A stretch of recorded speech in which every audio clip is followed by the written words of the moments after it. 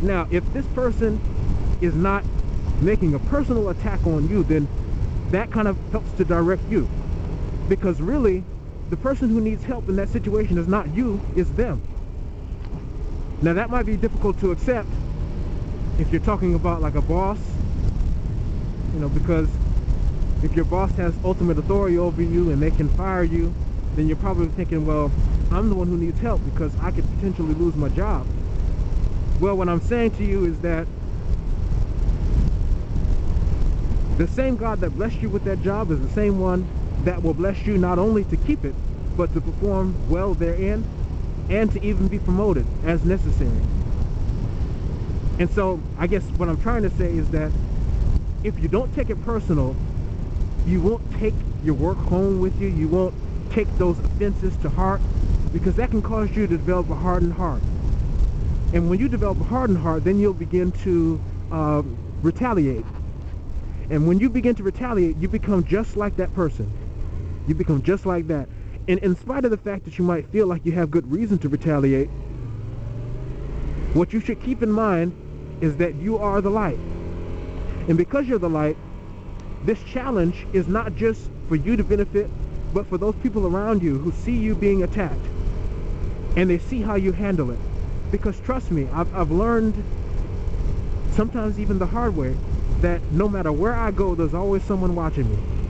There's always someone watching to see how I'm going to handle this particular situation. And because they're watching, they're trying to see, okay, there's something different about this guy. I don't know exactly what it is, but there's something different about him. And so I want to see how he handles this. And whether or not people even acknowledge it, they take pattern after us. God has given us a spirit to be leaders, even in spite of the fact that many of us shirk that responsibility. We are leaders. We set the tone in our environment. And so that means the way that we handle adversity will transfer to people who are around us. And it can encourage them if you handle it right, or it can serve as a stumbling block for them if you handle it wrong. Alright, so if you're being challenged in your environment, and there's another person in that environment that's really just, they're essentially the problem. If they were not there, the work environment would just be peaceful. The church environment, the house environment would just be peaceful if they weren't there. It's time for you to kind of look at yourself, see where you could change in order to improve the situation. I'm often reminded of Proverbs chapter 15 verse 1, or actually, yeah, and it says, a soft answer calms wrath, but grievous words stirreth up anger. Now the lesson is that when you're being tried and you have someone who is being loud and argumentative, you must answer in a soft manner.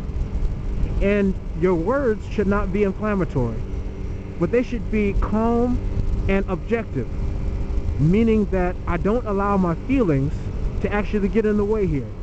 This is not the time to express how I feel, but to express objective facts, which express the point and get the job done. And let me end with this point. Often, the people that trouble us the most are the people who have the authority over us. And one thing that I've learned in my walk with the Lord is that one of the most important lessons you can learn about growing to the place where you can be in authority is to first learn how to submit to authority. And so there comes a time when, in spite of the fact that your boss or your superior in some way is disagreeable and you really do not agree with the way that they're handling things, it's important that you submit to authority to the extent that you get the job done.